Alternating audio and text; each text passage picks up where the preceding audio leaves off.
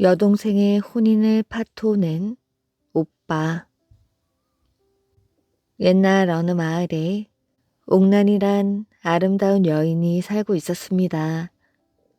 옥란은 얼굴도 예뻤지만 영리하고 손재주가 좋은 데다가 지혜롭기까지 하여 마을에서 1등 신부감인 아가씨였지요.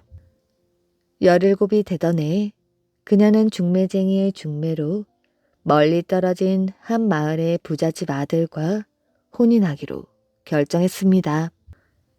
그런데 그 중매쟁이는 겉과 속이 다른 사람이었지요. 혼인을 며칠 앞두고서야 정혼자가 놀기 좋아하는 천하의 게으른 뱅이라는 사실을 알게 된 옥란은 하루 종일 울기만 했습니다. 당시에는 신랑 측에서는 파혼을 할 수 있었지만 신부 측에서는 파혼하지 못하였지요. 파혼을 요구한다 하여도 신랑 측에서 쉽사리 포기하지 않을 테니 일은 점점 커질 것이 뻔한 노릇이었습니다. 집안 이름까지 먹칠을 하게 되는 셈이었지요. 그래서 쉽사리 결정을 내리기가 어려웠습니다. 옥란과 옥란의 어머니가 상의를 하기 위해 사촌 오빠 마씨를 찾아오자 그는 가슴을 치며 이렇게 장담하였지요. 숙모님, 안심하십시오. 이 일은 제가 책임지고 잘 처리하겠습니다. 그 다음날 마씨는 반나절 거리의 신랑 집에 도착했습니다. 마침 결혼할 남자는 집에 없고 그의 부모님이 나와 반갑게 맞이해 주었지요. 손이 처남이 왔다는 소식을 듣고 이웃들도 모두 그를 보러 들렀습니다. 마씨는 인사도 없이 풀썩 의자에 앉고는 하늘을 쳐다보며 소리를 질렀지요. 뭘 봐. 내 코가 2개야? 입이 2개라도 된단 말인가? 뭐가 신기하다고들 다들 보고 있어.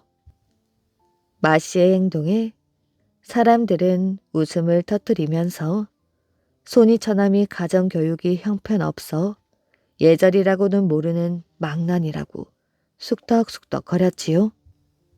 마루에 함께 앉아있던 신랑의 아버지도 심기가 불쾌해졌습니다. 잠시 후 신랑의 어머니가 고깃국 2그릇을 들고 와서 마씨와 신랑의 아버지에게 한 그릇씩 나눠주었지요. 마씨는 인사도 하지 않고 그릇을 들어 개걸스레 먹어치웠습니다. 그러고는 신랑 아버지가 아직 숟가락도 대기 전에 나머지 한 그릇도 자기 입으로 가지고 가서는 개눈 감추듯 먹어치웠지요. 다 먹고 난 다음에는 다시 빈 그릇을 혀로 핥으며 연신 말했습니다. 맛있네.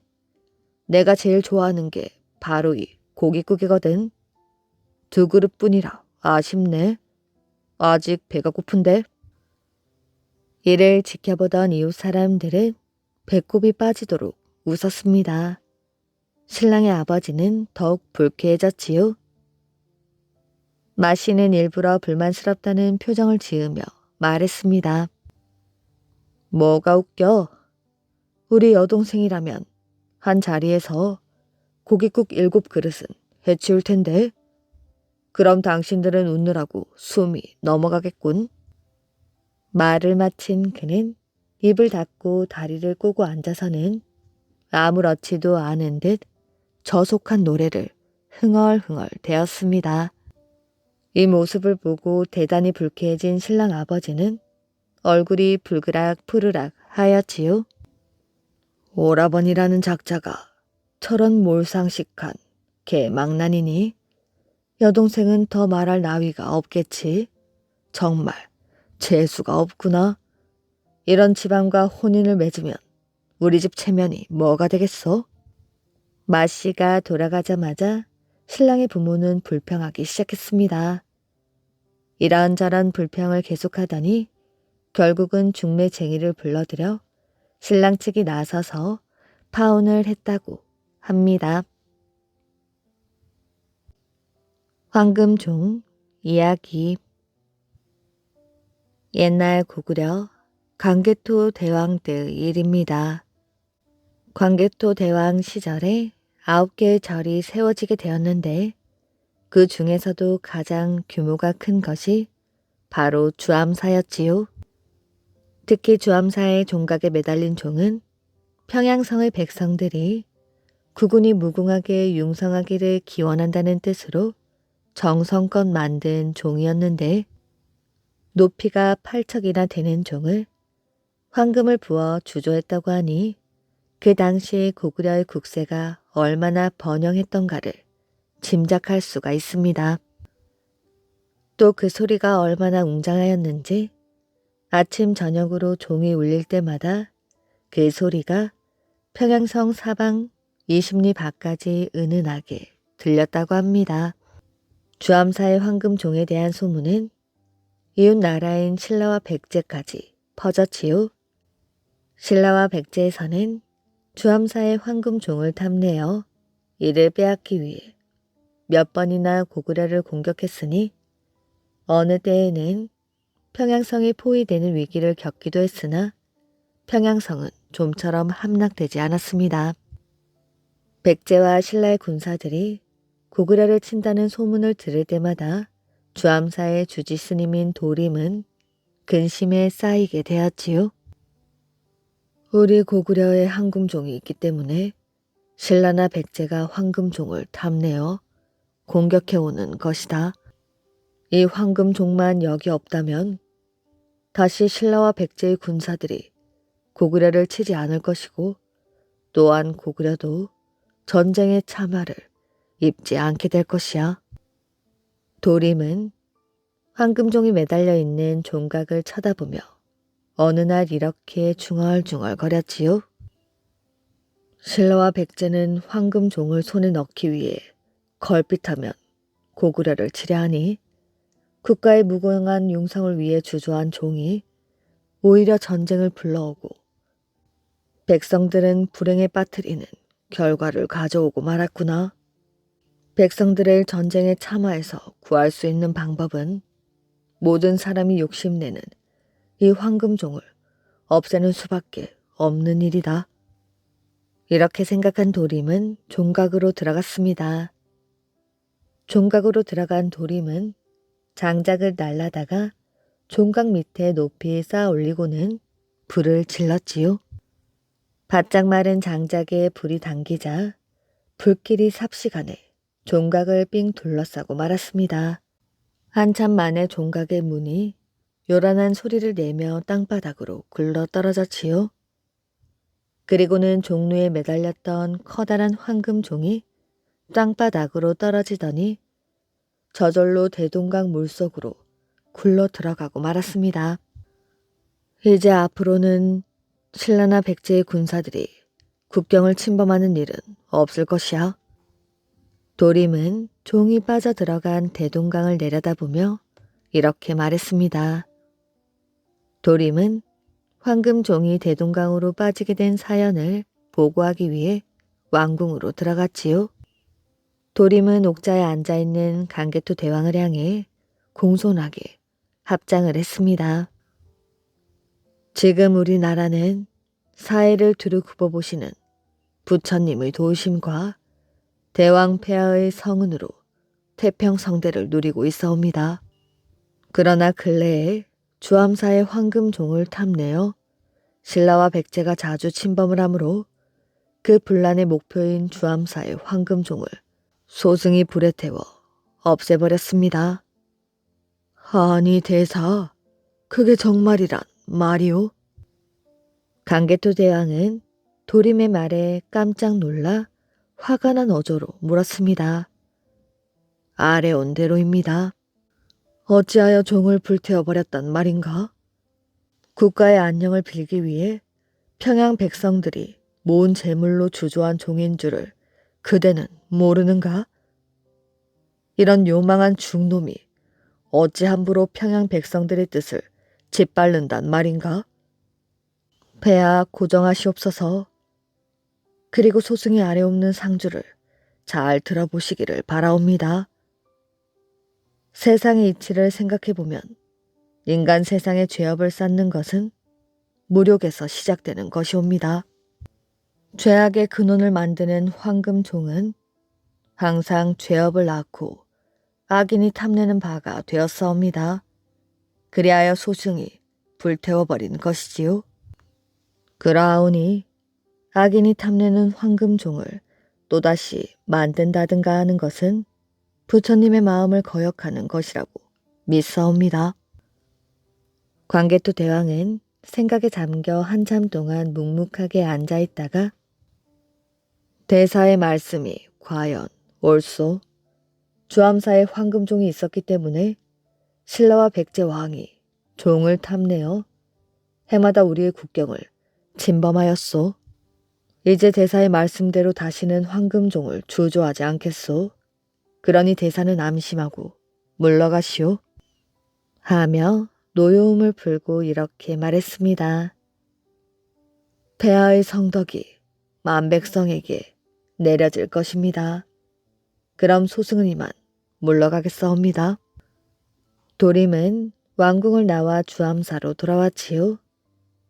그 후 대동강 물속에 가라앉았던 종은 큰 홍수가 일어날 때마다 강 위로 굴러 올라왔다고 하는데 현재 이 종은 미림 부근 고방산의 큰 웅덩이 속에 가라앉아 있다고 전해진다고 합니다.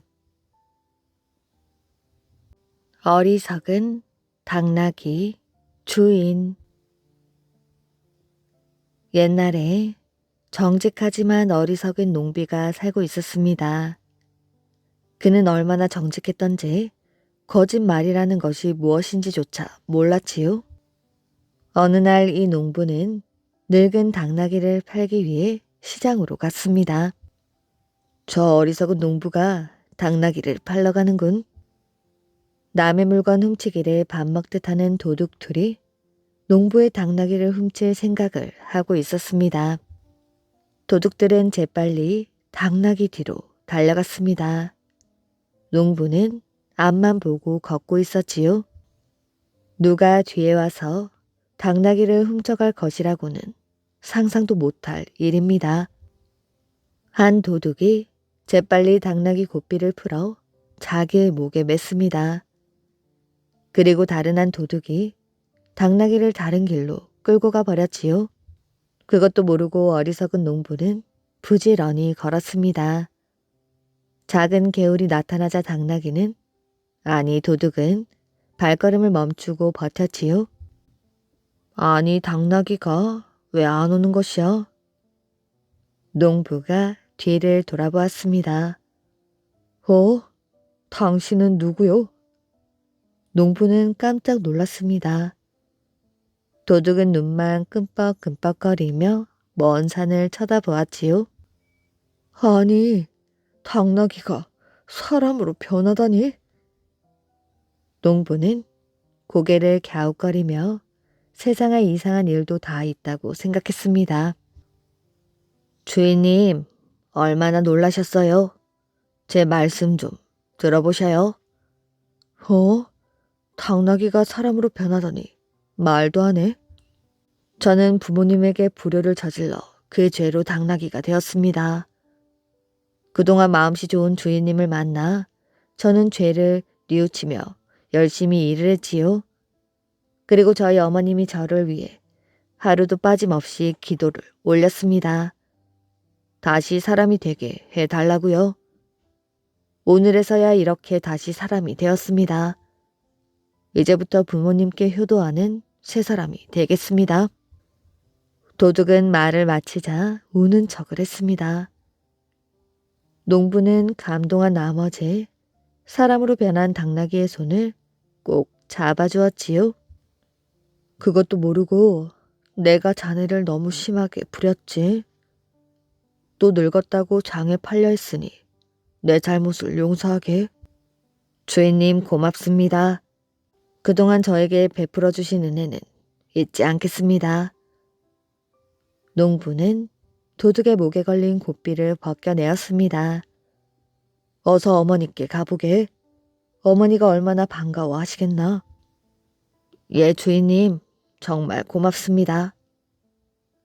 도둑은 재빨리 사라져 버렸습니다.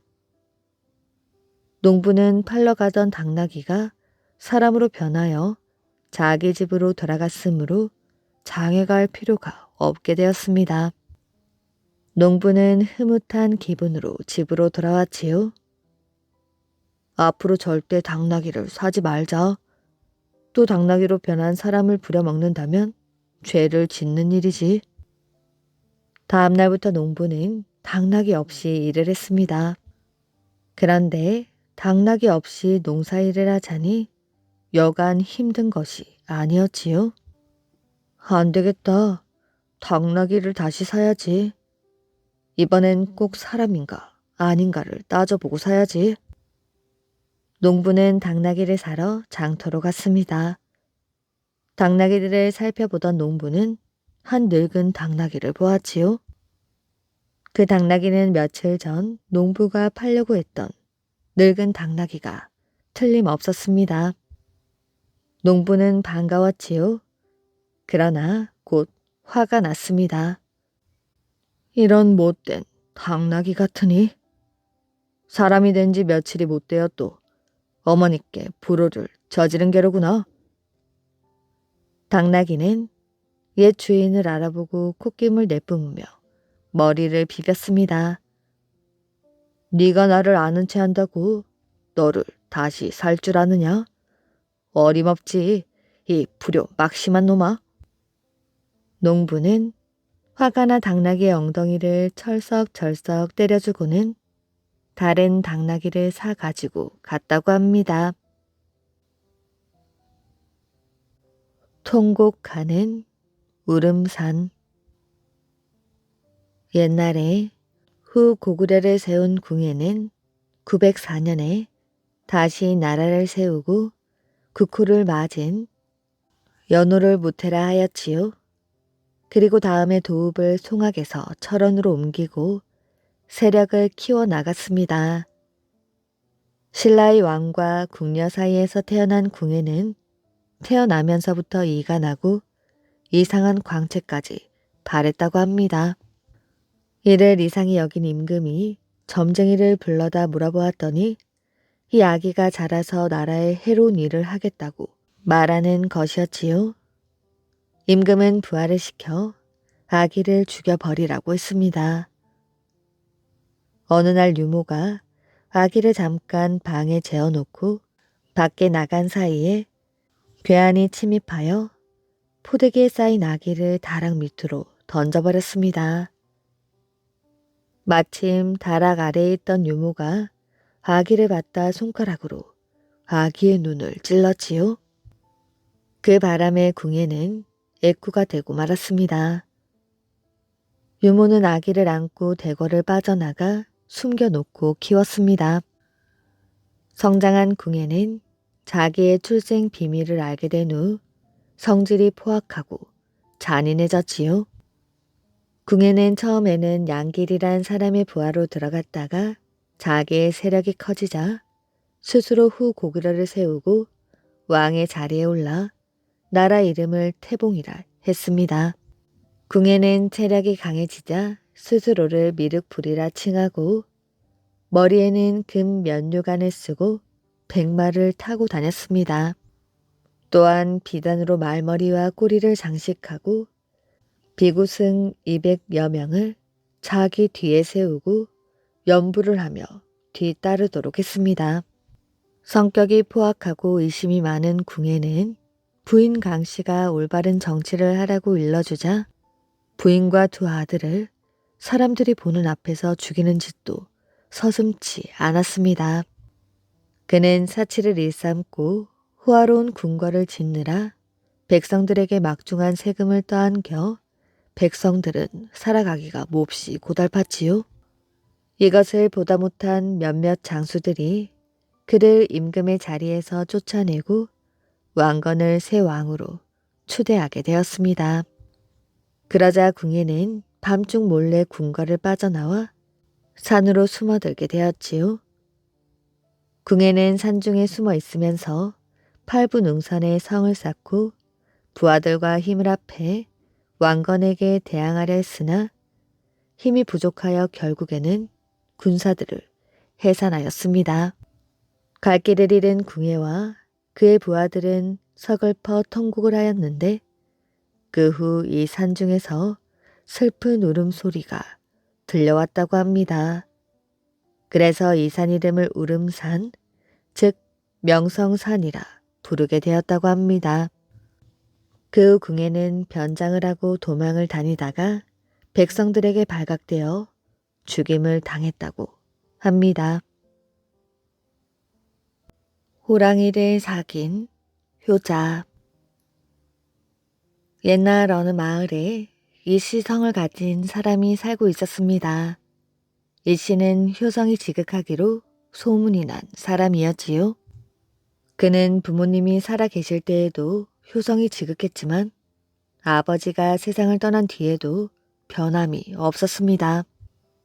여막살이를 시작한 이씨는 밤낮 없이 무덤 앞에 엎드려 돌아가신 아버지를 생각했습니다.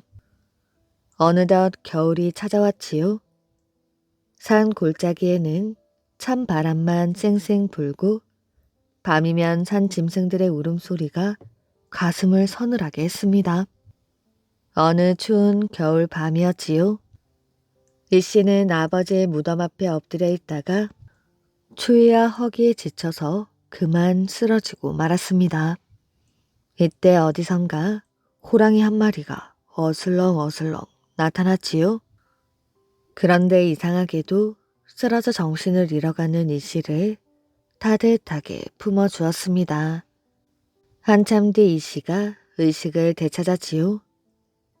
그런데 조금 전까지만 해도 추위에 떨고 있던 몸이 포근하고 따뜻해 오는 것이었습니다. 이상하다. 마치 집 아랫목에 와 있는 것 같구나. 이씨가 겨우 정신을 차리고 눈을 떠보니 호랑이가 자기 몸을 감싸고 있는 것이었습니다. 이씨는 너무나 놀라 심장이 멎는 것만 같았지요. 이씨는 온 몸을 부들부들 떨었습니다.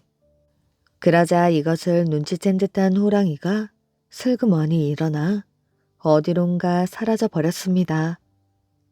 그러더니 다음날부터 호랑이는 하루도 빠짐없이 찾아왔지요.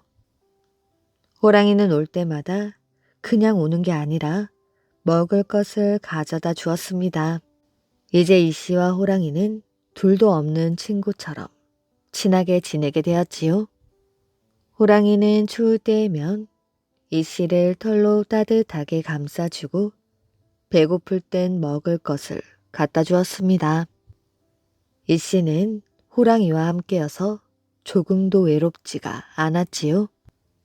그런데 어쩐 일인지 며칠째 호랑이가 보이지 않게 되었습니다. 호랑이가 찾아오지 않자 이씨는 걱정이 되어 아무 일도 손에 잡히지를 않았습니다. 무슨 일이 생겼나? 그러던 어느 날 밤이었지요. 이씨의 꿈속에서 호랑이가 나타났습니다. 그런데 꿈에 본 호랑이는 깊은 함정에 빠져 살려달라고 애원을 하고 있었습니다. 이씨는 벌떡 일어나 앉았지요. 호랑이에게 무슨 일이 생긴 것이 분명해.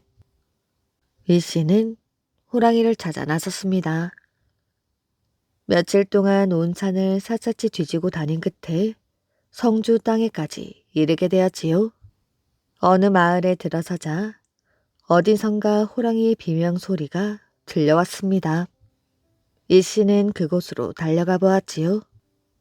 마을 사람들이 함정에 빠져 있는 호랑이에게 마구 돌팔매질을 하고 있었습니다. 가까이 가서 보니 자기 친구 호랑이였지요. 이씨는 사람들에게 사정 이야기를 하고 호랑이를 함정에서 구해주었습니다.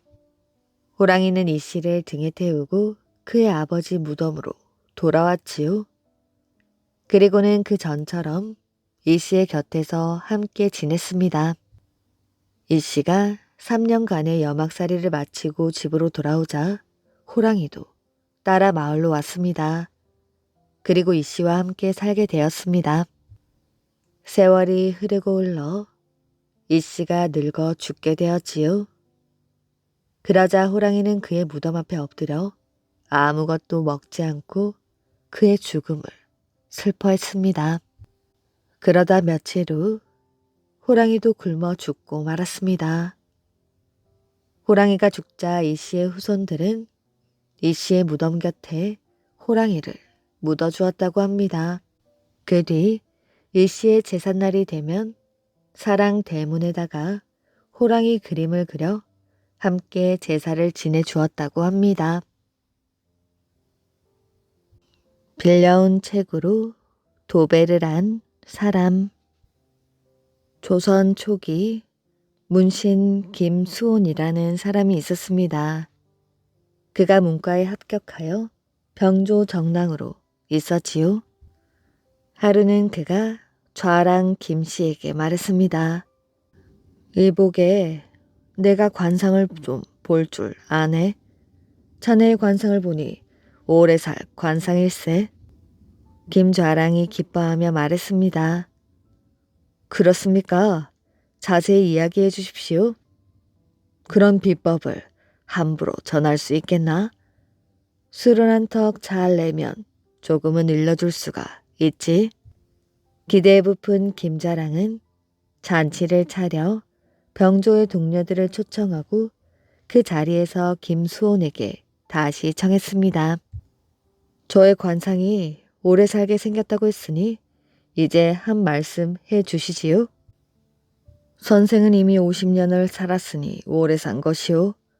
선생이 얼마를 더 살지는 내가 어찌 알겠소. 이 말을 들은 모든 사람들이 배꼽을 잡고 웃었다고 합니다.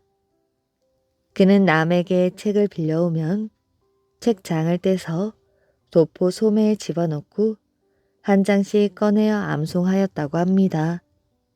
그러다가 잊어버리면 다시 꺼내서 보곤 하였으며 다 외운 뒤에는 모두 버렸지요. 신숙주가 아끼는 고문책 한 권이 있었는데 그는 이 책에 책 표지를 다시 만들어 애지중지하였지요. 그 책을 며칠만 좀 빌려주시오. 보고 곧 돌려드리겠습니다. 안 돼요. 그럴 수는 없소. 좀 빌려주시오. 신숙주는 썩 내키지 않았지만 김수온의 성화에 못 이겨 어쩔 수 없이 빌려주게 되었습니다. 한 달 뒤 신숙주가 김수온이 집에 가게 되었는데 신숙주는 그 집 벽을 보고 깜짝 놀라고 말았지요. 자신이 그토록 아끼던 책이 모두 낱장으로 뜯겨서 집 벽에 붙어 있는 것이 아니겠어요? 신숙주가 어이가 없어하며 그에게 사연을 물어보았습니다. 내 책으로 도배를 한 이유를 알고 싶소? 그러자 김수호는 태연하게 말했습니다. 벽에 붙여놓고 드나들 적마다 읽고 외우면 참 편리해서요. 아주 잘 외워진답니다. 배짱이 이 정도였으니 더 할 말이 없었습니다. 뒤에 김수온의 벼슬은 영중추에 이르렀다고 합니다. 스님을 무시한 선비들. 옛날 선비들이 많이 사는 마을이 있었습니다. 이 마을 뒷산에 절이 하나 있었는데 그 절의 주지 스님은 아는 것이 많고 명망이 높았지요. 그래서 많은 사람들이 스님에게 배움을 얻겠다며 절로 모여들었습니다. 그런데 스님을 못마땅한 눈길로 보는 사람들이 있었지요. 바로 마을 선비들이었습니다. 이들은 스님이 자기들보다 아는 것이 많다고 소문이나 많은 사람들이 스님을 따르는 것이 배가 아팠던 것이지요. 스님이 지식이 많아봐야 얼마나 많겠어? 우리보다 공부를 못했을 텐데. 당연하지. 우리가 이러고 있을 게 아니라 절에 직접 찾아가자고. 우리도 배움을 얻으러 왔다고 하면서 대답하기 곤란한 문제를 내는 것이야. 아하, 사람들 앞에서 망신을 주자 이거지? 선비들은 마주 보며 웃었습니다. 다음날 선비 세 사람은 뒷산에 있는 절로 가서 스님과 마주 앉았지요. 저희는 아랫마을에 사는 선비들입니다.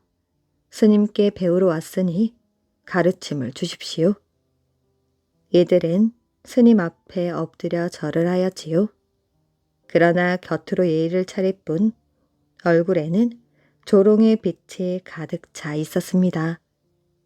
스님은 말 없이 선비들을 쳐다보더니 차를 끓여 내놓았지요. 자, 식기 전에 드시지요.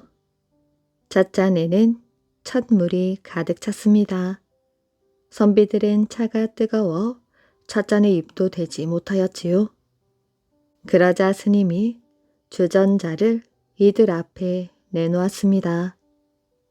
차가 뜨거워 얼른 드시지 못하는군요. 그럼 주전자에 찬물이 담겨 있으니 찬물을 타서 드시지요. 말씀이라고 하십니까? 뜨거운 물로 가득 채워져 있는데 어떻게 잔에 찬물을 붓습니까? 선비들이 어처구니 없다는 표정을 짓자 스님이 차분한 목소리로 말하였지요. 맞습니다. 잔이 뜨거운 물로 가득 채워져 있으면 찬물을 부을 수 없지요. 이렇게 잘 아시는 분들이 배우러 왔다면서 어째서 찻잔처럼 가득 채운 채 오셨습니까? 쓸데없는 생각으로 꽉 차 있는데 내 말이 들어갈 수나 있겠습니까?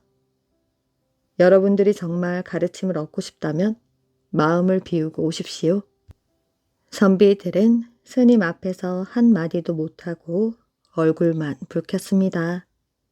스님의 말이 옳았기 때문이었지요. 강물에 빠진 후궁. 옛날 고구려 중천 왕 때 왕이 사랑하는 후궁 중 대동이라는 이름을 가진 여인이 있었습니다. 대동은 하얀 피부와 큰 눈, 비단결 같은 머리를 한 아름다운 여인이었습니다. 대동은 천안 가문에서 태어났지요. 그런 대동은 아름다운 외모로 후궁 자리까지 오를 수 있었습니다. 당시 평양에서 대동의 미모에 넘어가지 않은 남자가 한 명도 없을 정도로 대동은 아름다웠지요. 중천왕도 이런 대동의 미모에 반하여 후궁의 자리에 앉히려고 했습니다. 하지만 주변에서 아주 크게 반대를 하였지요. 대동은 신분이 낮은 집안에서 태어났을 뿐만 아니라 마음씨도 곱지 못합니다. 하지만 왕은 신하의 말은 전혀 듣지 않았지요. 왕은 결국 대동을 후궁으로 받아들였습니다. 그러고는 다른 후궁은 전혀 거들떠 보지도 않고 대동이 있는 곳만 자주 찾아갔습니다. 이렇게 되자 왕비는 마음이 편치 않았습니다. 왕비는 여자들이 사는 내궁을 잘 다스려야 하는 책임이 있었지요. 왕비는 마음이 착하여 왕이 받아들인 다른 후궁들을 잘 보살폈습니다. 하지만 왕이 대동을 만난 뒤부터는 나란 일을 전혀 돌보지 않아 걱정이 많았지요. 어느 날 왕비는 왕을 찾아 왕의 잘못을 지적했습니다. 폐하, 대동에게 마음을 빼앗겨 나란 일을 돌보지 않는 것 때문에 신하들과 백성들이 폐하를 비난할까 두렵사옵니다. 부디 마음을 돌리십시오. 하지만 왕은 왕비의 간절한 청을 뿌리치고 말았습니다.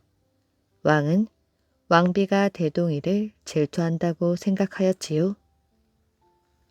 덕이 많은 왕비도 대동이 너무 예쁘니 질투를 하는구나. 그러던 어느 날 왕의 심부름꾼으로부터 급한 소식이 전해져 왔습니다. 북쪽에서 오랑캐들이 쳐들어오려고 합니다. 이 소식을 들은 신하들은 그 사실을 곧장 왕에게 알리려고 하였지요. 하지만 그날도 왕은 여전히 나란히를 돌보지 않고 대동과 함께 있었습니다. 신하들은 발을 동동 굴렀습니다. 왕은 한참 뒤에야 신하들 앞에 나타났지요. 신하들은 전쟁이 일어날 것 같다고 알렸습니다. 그런데도 왕은 별 생각이 없었습니다. 북쪽 오랑캐들이 쳐들어오려고 한다는 이야기는 항상 듣던 얘기가 아니냐? 설마 정말로 쳐들어올까? 아닙니다, 폐하. 이번에는 사실인 듯 하옵니다. 왕은 알았다는 듯 고개를 끄덕였지요. 그러나 여전히 아무 명령도 내리지 않고 오직 대동 곁에만 있었습니다. 보다 못한 왕비가 왕을 찾아 간청을 하였지요. 폐하, 대동 때문에 이웃 나라에 지면 어찌하려고 하십니까? 큰일이 일어나기 전에 얼른 대동을 궁궐 밖으로 물리쳐 주십시오. 왕비와 신하들이 자기를 내쫓으려 한다는 것을 눈치챈 대동은 꾀를 내었지요. 폐하, 저를 잠시 궁 밖으로 내보내 주십시오. 왕비께서 저에게 독을 먹여 죽이려고 하십니다. 왕비는 그럴 사람이 아니야. 쓸데없는 소리는 그만하여라. 네 곁에는 내가 있으니 그 누구도 너에게 손 하나 대지 못할 것이다. 중천왕이 딱 잘라 말하였지요. 하지만 대동은 포기하지 않았습니다. 그럼 왕비를 궁궐 밖으로 내쫓아 주십시오. 그래야 제 마음이 편안할 것 같습니다. 이 말에 왕은 처음으로 대동에게 고함을 쳤습니다. 이런 못된 것을 보았나? 후궁의 신분으로 왕비를 내쫓으려 하다니. 후궁의 신분으로 왕비를 내쫓으려고 한다는 것은 거의 반역이나 다름없는 짓이었지요. 한 번만 더 그런 소리를 했다가는 내 너를 가만두지 않겠다. 왕이 큰 소리를 치자 대동은 더 이상 말을 잇지 못했습니다. 대동에게 크게 실망한 왕은 다음 날부터 대동을 멀리하고 나랏일을 돌보았지요. 왕비와 신하들은 그제야 마음을 놓을 수 있었습니다. 이제야 폐하께서 마음을 돌리셨구나. 왕은 북쪽 오랑캐들이 쳐들어올 것에 대비하라는 명령을 내렸습니다. 그러자 북쪽 오랑캐들도 함부로 쳐들어올 생각을 하지 못하였지요. 하지만 얼마 뒤 왕은 또다시 대동이 있는 곳에만 가기 시작했습니다. 다시 나랏일을 게을리하자 왕비와 신하들은 또 긴 한숨을 내쉬었지요. 왕의 사랑을 다시 받기 시작한 대동은 또 다른 꾀를 내었습니다. 이번엔 꼭 왕비를 몰아내고 내가 왕비가 되어야지.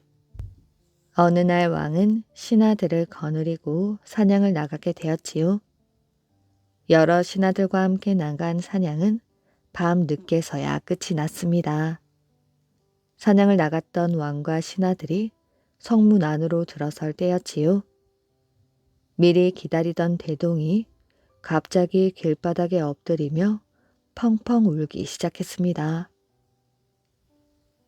이게 무슨 꼴이냐? 어서 일어나거라. 무슨 일로 이렇게 서럽게 우는 것이야? 눈물로 범벅이 된 얼굴을 든 대동은 손에 든 커다란 가죽 부대를 왕에게 보이면서 말하였지요. 폐하, 왕비께서 폐하가 궁을 비운 사이에 저를 이 가죽 부대에 담아 강물 속에 던지려고 하셨습니다. 저는 더 이상 이곳에서 살 수가 없습니다. 저를 궁 밖으로 멀리 보내시거나 왕비를 궁 밖으로 내쫓아 주십시오. 그러나 왕은 대동의 거짓말에 속아 넘어가지 않았지요. 아무리 후궁을 미워하여도 왕비는 그럴 사람이 아니라는 것을 누구보다도 잘 알고 있었습니다. 그래? 네 소원이 정 그렇다면 너를 궁 밖으로 보내주마. 대동은 갑자기 달라진 왕의 목소리에 깜짝 놀랐지요. 예? 어디로 저를 보내주실 건가요? 지금 네가 손에 든 그 가죽 부대에 너를 넣어서 모랑봉 밑의 강물에 던져주마. 대동은 그제서야 자신의 잘못을 깨닫고 비명을 질렀습니다. 폐하, 제가 잘못했습니다. 제발 용서해 주십시오. 다시는 거짓말을 하지 않겠사옵니다. 무엇들 하느냐? 과인이 말한 대로 저 요망한 계집을 가죽 부대에 담아 강물로 던져버리거라. 왕의 명령을 받은 병사들은 발버둥 치는 대동을 가죽 부대에 담아 강물에 풍덩 집어 던졌지요. 이때부터 모랑봉 밑을 흐르는 이 강물을 대동강이라 부르게 되었다고 합니다. 금강산의 신비한 마을. 옛날 어느 마을에 산 구경 다니기를 좋아하는 홍생이라는 사람이 살고 있었습니다. 홍생은 올라가 보지 않은 산이 없을 정도로 산이라면 자다가도 벌떡 일어났지요. 또 한 번 갔다 온 산이라면 산의 지리를 손바닥 들여다보듯 훤히 알고 있었습니다. 어느 날 홍생은 금강산이 아주 아름답다는 소문을 들었지요. 홍생은 곧장 금강산으로 떠날 준비를 하고 길을 떠났습니다. 금강산에 찾아간 홍생은 먼저 내금강의 이곳 저곳을 두루 구경하였지요. 그리고는 어느 골짜기에 이르렀습니다. 방금 전까지만 해도 머리 위에서 환하게 빛나던 해가 서쪽 하늘가에 걸려 있었지요. 날이 금방 저물겠는걸. 그런데 내가 서 있는 곳이 어디지? 너무 깊이 들어와 어딘지 모르겠네. 길을 잃어 발을 동동 구르고 있을 때 마침 삿갓을 쓴 한 남자가 홍생 앞을 지나갔습니다. 홍생은 얼른 그 남자를 쫓아가며 불렀지요. 제가 길을 잃었는데 혹 마을이 있는 곳을 아시면 가르쳐 주십시오. 마을이요? 이 깊은 산 중에 선비님이 어인일로 오셨는지는 모르겠소만 말로 설명해 드리기가 어렵습니다. 그럼 댁은 어디로 가시는 길입니까? 혹 마을로 가시는 길이라면 같이 갈 수 없겠습니까? 남자는 홍생의 아래 위를 천천히 훑어보며 말하였지요. 제가 사는 곳은 아주 먼 데 있소이다. 아무리 멀어도 괜찮습니다. 당신도 가는데 어찌 저라고 못 가겠습니까? 하지만 남자는 고개를 가로저었지요. 길이 생각보다 아주 험합니다. 보아하니 지쳐 얼마 못 갈 것 같은데. 홍생은 주먹을 불끈 쥐어 보였지요. 난 오기가 있는 사람이요. 게다가 산길 타는 일이라면 누구에게도 지지 않소. 댁에게 피해를 끼치지 않을 터이니 제발 좀 데려다 주오. 홍생의 간절한 부탁에 마지못해 허락하였지요. 같이 갑시다. 그런데 정신을 바짝 차려야 할 것이오. 날도 곧 저물 텐데 어서 서두릅시다. 남자는 가파른 길을 몇십 리나 올라갔다 내려갔다 했습니다. 홍생의 숨이 가빠졌지요. 많은 산을 다녀보았지만 이렇게까지 험한 산은 보지 못했습니다. 한참을 앞서가던 남자가 갑자기 걸음을 멈추며 홍생을 돌아다 보았습니다. 그리 힘도 진짜 길은 이제부터 시작인데. 예, 이제부터 시작이라고요? 자, 저기 모래 벌판을 보시오. 남자가 손가락으로 가리키는 곳을 보니 알이 아주 고운 모래밭이 보였습니다. 이 모래는 너무 부드러워 조금만 서 있어도 무릎까지 파묻히고 맙니다. 내가 걷는 것처럼 발을 잽싸게 움직이면 빠지지 않으니 걱정 마시고 조심해서 따라오십시오. 남자는 발을 재빨리 움직이며 모래 벌판을 건너갔습니다. 홍생도 겨우겨우 건너갔지요. 여보시오, 여기서 잠깐 쉬었다 갑시다. 안 됩니다. 아직도 갈 길이 멉니다. 홍생은 힘든 발걸음을 부지런히 따라갔습니다. 산 허리를 돌아 얼마쯤 더 가니 길이 뚝 끊어져 있었지요. 아래를 굽어보니 천길 벼랑이고 맞은편 언덕까지는 한 길이 넘어 보였습니다. 다리가 달달 떨리고 가슴이 두근두근 하였지요. 여기를 뛰어넘어야 마을에 갈 수 있어. 한마디 말을 건넨 남자는 아무렇지도 않은 듯 벼랑을 훌쩍 뛰어넘어 건너편 언덕으로 갔습니다. 난 못하겠소. 겁먹지 말고 힘껏 뛰어내리시오.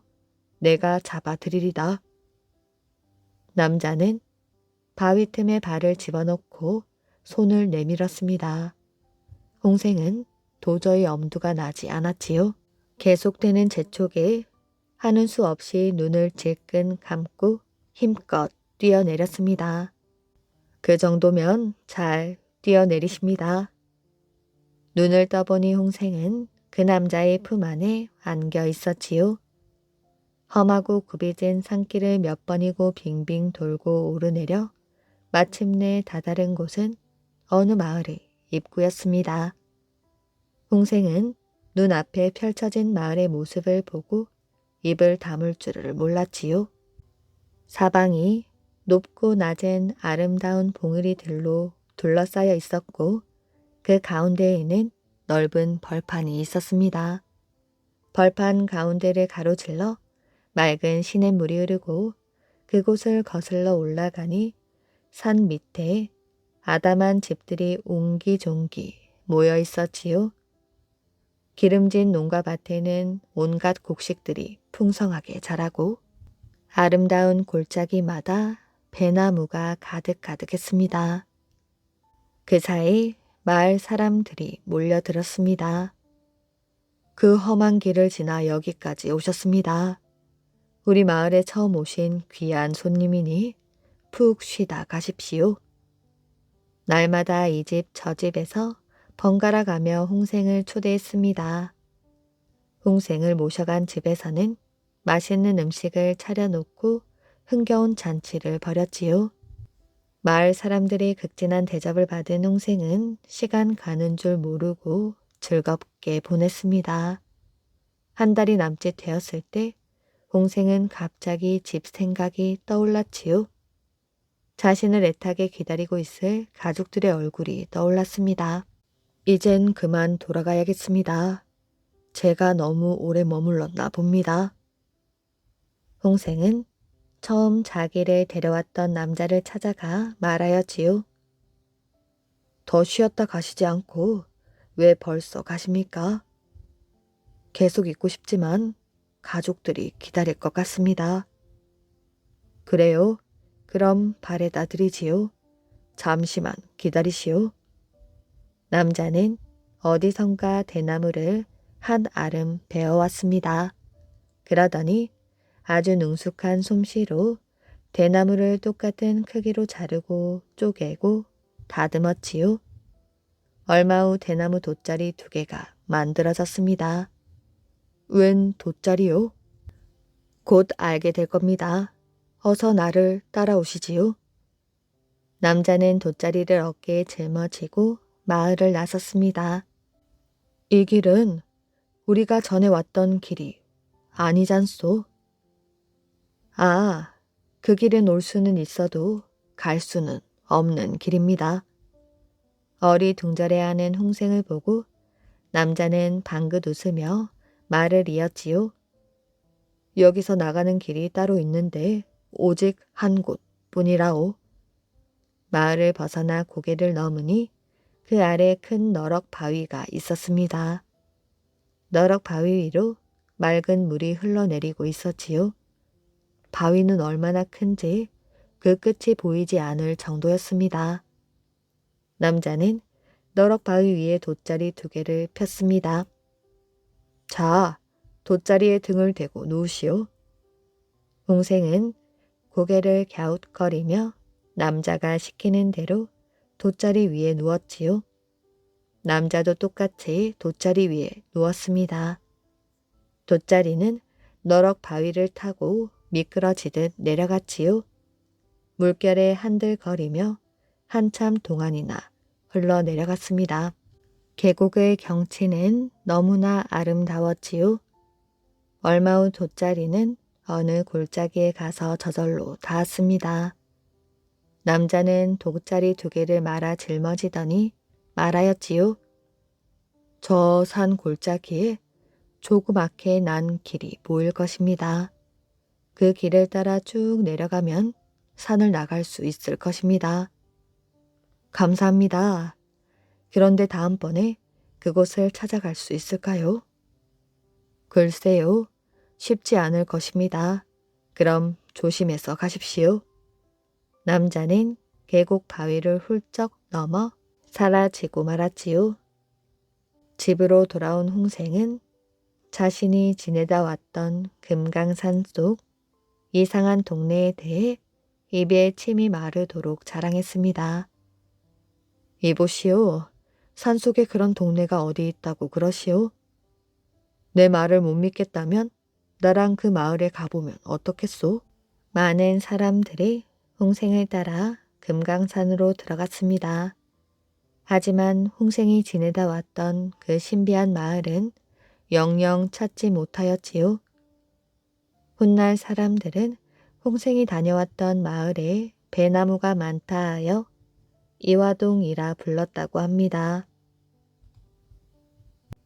허풍선이 이야기. 옛날 어느 동네에 가불병이라는 약간 허풍스러운 3사람이 있었는데 서로 허풍을 떨긴 하였지만 친하게 지냈습니다. 그런데 어느 날 이 3사람이 거리에서 딱 마주쳤지요. 3사람은 곧 입에서 나오는 대로 떠들어대기 시작했는데 그 내용은 자기 눈이 가장 밝다는 것이었습니다. 그런데 이 3사람은 사실은 몹시 눈이 나빴지요. 어째서 자네 눈이 가장 좋다는 건가? 자네 눈은 우리 동네에서 가장 나쁘기로 소문난 눈 아닌가? 그게 헛소문이라네. 사실 난 아주 멀리 있는 개미도 볼 수 있지. 저기 봐. 저기 십리박 바위 위에서 개미 한 마리가 기어가고 있지 않은가? 뭐니 뭐니 해도 우리 셋 중 눈이 가장 밝은 사람은 나지. 난 하늘 끝에서 날아다니는 새도 볼 수 있다네. 에이, 그런 허풍이 어딨어. 그런데 난 저 산 꼭대기의 먼지 한 톨이 보이는구먼. 3사람은 옥신각신 입씨름을 하게 되었지요. 나중에는 서로 멱살이라도 잡을 기세로 변했습니다. 마침 그때 동네 사람 하나가 그 싸움에 끼어들었지요. 이렇게 서로 싸우지 말고 어느 분의 눈이 가장 밝은지 겨루어 보십시오. 제가 아주 공정하게 판정해 드리겠습니다. 그러자 셋 다 좋다고 하였지요. 저기 앞에 있는 절문 위에 글자가 셋 적혀 있습니다. 그것이 무슨 글자인지 알아맞혀 보십시오. 갑이 절문을 바라보며 말했습니다. 궐제묘라고 쓰여 있군. 틀림없어. 그러자 을이 말하였지요. 저건 관상묘라는 글자야. 병이 말하였지요. 자네도 틀렸어. 저건 관제랑이란 말이야. 그러자 심판이 말하였습니다. 3분 다 틀렸습니다. 저기에 쓰여있는 글자는 관제묘입니다. 하지만 모두들 자기가 틀렸다는 것을 인정하지 않았지요. 그럴 리 없어. 내 눈이 잘못되었다는 것을 믿을 수 없어. 3사람은 가까이 다가가 그를 보았지요. 과연 관제묘였지요. 내일 다시 겨뤄보자고. 이대로 물러설 순 없지. 그러자 심판이 말하였지요. 그럼 내일 성황묘에 화공이 글씨를 쓴 액자를 하나 걸어놓겠습니다. 그리고 세 사람이 모여 액자 속의 글자를 맞추기로 해봅시다. 그래, 그러자구. 세 사람들은 큰 소리는 쳤지만 모두 속으로 걱정하고 있었지요. 큰일이네. 세 사람은 망신 당하지 않으려고 각자 머리를 싸매고 끙끙거렸습니다. 그러다가 갑이 먼저 액자에 글씨를 쓴 화공을 찾아가 보았지요. 액자에 무슨 글을 써 놓았습니까? 해급 여민이라는 글자를 써놨습니다. 그런데 을도 같은 생각을 하고 화공을 찾아갔습니다. 액자에 무슨 글을 써 놓았습니까? 해급 여민 넉 자를 써 놓았지요. 을은 좀 더 자세하게 물어보았지요. 액자의 색은 어떠한가요? 액자는 바탕이 붉은색이지요. 그리고 글자는 황금색입니다. 병 역시 화공을 찾아갔습니다. 그리고 갑이나 을보다 좀 더 자세히 물어보았지요. 해급 여민의 넉자와 액자는 붉고 글자는 황금색이며 큰 글자 옆에 작은 글자로 합진 공건이라고 써놓았소. 다음날 세 사람은 자신만만하게 약속 장소에 나타났습니다. 심판이 말하였지요. 자, 모두들 액자의 글자를 읽어보십시오. 그러자 갑이 먼저 말하였지요. 액자에 해급 여민이라고 아주 깨끗한 글씨로 써 놓았구먼. 그러자 을이 갑에게 물었습니다. 아주 잘 보이는군. 정말 해급 여민이라고 써놓긴 했구먼. 하지만 액자의 바탕 색깔이 무슨 색인지 글자 색이 무슨 색인지 알겠는가? 그건 갑이 당황하여 얼굴을 붉히고 말을 더듬었지요. 그래 가지고서야 눈이 밝다고 할 수 있겠나? 액자의 바탕은 붉은색이며 글자는 황금색이라네. 이번에는 병이 나섰지요. 그럼 내 한 가지 묻겠네. 큰 글자 옆에 작은 글자가 넉자 쓰여 있는데 그 글자가 보이는가? 보인다면 한번 읽어보게. 을이 당황하며 더듬거렸지요. 작은 글자라니 그런 게 있었나? 저 정도는 봐야 눈이 밝다고 할 수 있겠지. 저 작은 글자는 바로 합진 공건이라네. 그러고는 심판을 바라보며 말하였지요. 어떤가? 이제 내 눈이 가장 밝다는 것이 명백하게 밝혀졌겠지. 그러자 심판이 웃으며 말하였지요. 사실 오늘 아침 일찍 내가 성황묘에 액자를 걸어 두었는데 여기 와서 보니 누가 떼어가 버렸더라고요. 지금은 액자가 걸려있지 않습니다. 뭐라고? 제 사람들은 모두 얼굴이 벌겋게 변했습니다. 그리고는 모두 뒷걸음질 쳐서 자기 집으로 도망쳐 버렸다고 합니다. 이야기 재미있게 잘 들으셨나요? 오늘의 이야기는 여기까지입니다. 오늘도 이야기를 들어주셔서 정말 감사합니다. 오늘도 편안한 밤 되시길 바랍니다.